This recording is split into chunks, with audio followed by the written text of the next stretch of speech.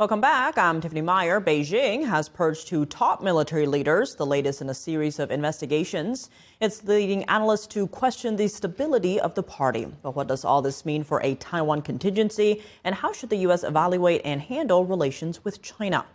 Joining us now to unpack what all of this means is Steve Yates, Senior Research Fellow for China and National Security Policy at the Heritage Foundation.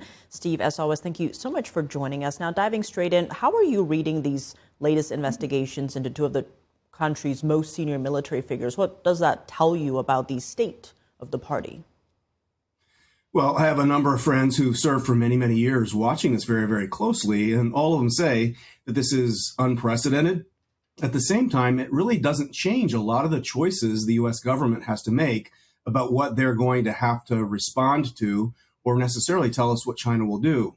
Ultimately, we look at China being run by Xi Jinping, and this purge of the military under normal circumstances would be dramatic. You'd think it would take a contingency in the Taiwan Straits off the table, but you just can't take anything off the table with Xi Jinping. So unfortunately, it gives us a lot to watch, a lot to try to analyze and unpack. And I would bet that the NTD audience has as good information as anybody about this. But unfortunately, we still have a powerful government that could be irresponsible at any time.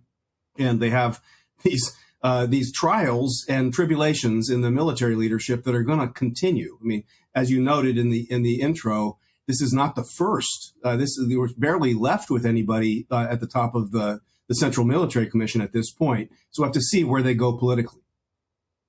I want to dig into that Taiwan aspect because these two were the last generals with real war experience. What could that mean in terms of a Taiwan contingency?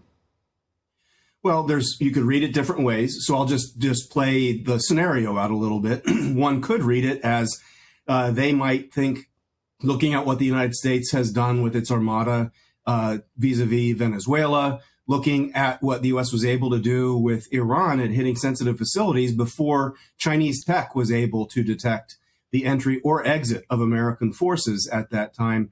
These generals could have said, well, you know, we have a lot of investment and a lot of manufacturing deployed, but we don't have a lot of kinetic experience and certainly not up against the likes of the United States. So they could have been urging caution or more time when Xi wants to go sooner. At the same time, there are lots of things that could be explaining what's going on with this. The military has been wedded into webs that could be called corrupt at any time. That's the nature of the institution and the way it's financed itself over recent decades.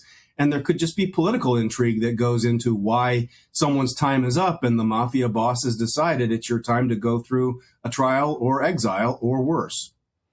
Now, to your point, if Xi Jinping is surrounded by those he sees as loyalists or who are not going to raise caution for a Taiwan plan, could that actually move up that potential Taiwan invasion?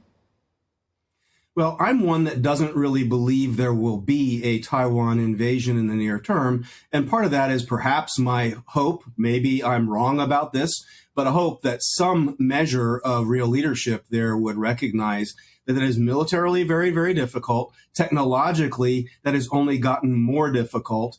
And if they look at where Russia went, are they that much better in terms of their surety of where their military machine would go in that kind of a contingency? And we have Japan and other powers making clear that this is not something that they would consider incidental or irrelevant to their national interests. So I think those scenarios have gotten more complicated in the last year or two. And so I hope that there's rationality that says that this isn't going to go sooner, but you can never say never. And that's why I think we will always have these questions. We'll always do our best to try to answer them, but we just don't get to know. That's where former Secretary of Defense Rumsfeld was right. We have to be careful what we know and what the things are that we just can't know. And that's life and that's military planning.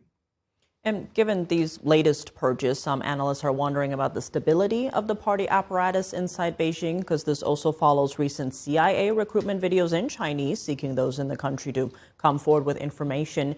In your view, how stable is the party right now? Or is there a sense of distrust maybe among the party elite? Yeah, I don't think that the party is that stable. Unfortunately, though, I also have a dim view that unstable and ineffective parties in these authoritarian regimes can linger way too long. The searing experience of my lifetime was the North Korean regime in the 1990s, pronounced dead by nearly every intelligence service and diplomatic service in the world, and it's still very much around today.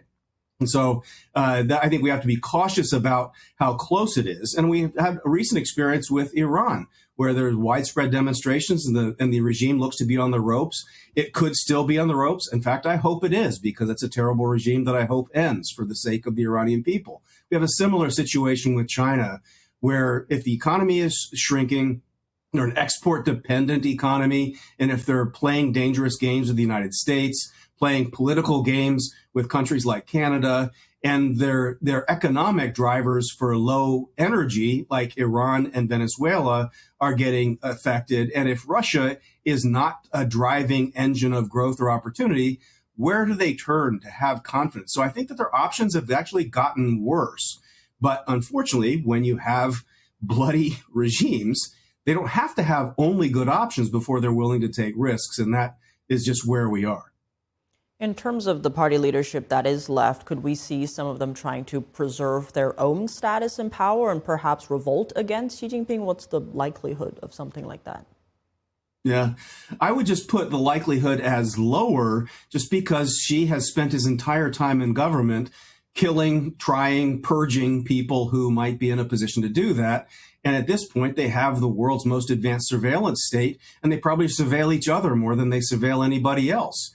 And so that's where I would think that the odds are a little bit difficult. At the same time, I'm just someone who believes that in the evolution of mankind, we get to these points where these regimes get brittle, they make mistakes, and the people have had enough. I wish I had a better crystal ball to tell me when we are close or at those kind of a tipping points. And I think that the people of China certainly deserve better, and they would have much, much better options under a more humane and accountable government. But I just don't see Xi Jinping going easily or willingly. And so I think that we are in for probably political struggle and more purges like this in institutions beyond just the military. And to your earlier point, with all that's happening inside China, how should the U.S. be evaluating and handling all of this? For instance, are there lessons from the fall of the Soviet Union that could potentially be applied here? Well, there are some lessons, but I think that we're in just such a different place in the world. I think at this point, unambiguously, the United States is a very, very strong economy. It is getting to be stronger militarily. Its alliances, despite some of the political show and tell going on around the world, are actually pretty capable and strong when they matter to China. And so I think that the main thing that the United States really ought to be doing is if they have this much unreliable lack of transparency, unaccountability in the military, and then we really need to make sure that our supply chains are insulated, if not completely decoupled from this kind of a risky regime. I think the U.S. administration and some around the world have not moved as fast as they might. I know it can't be a one day and done quick on and off switch, but especially Europe, Canada, and some others, they've been toying with the idea of deepening strategic partnership.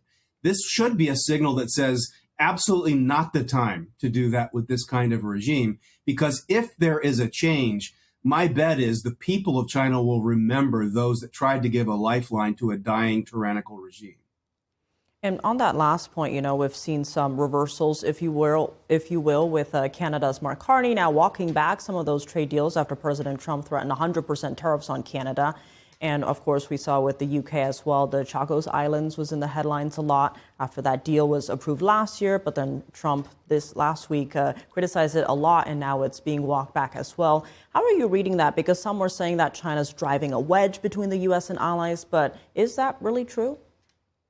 I think China is trying to, and sometimes our allies, because of domestic politics, in my assessment, not everyone agrees with me, but in my assessment, they're blindly critical of President Trump. So if he cured cancer, they'd still blame him for something.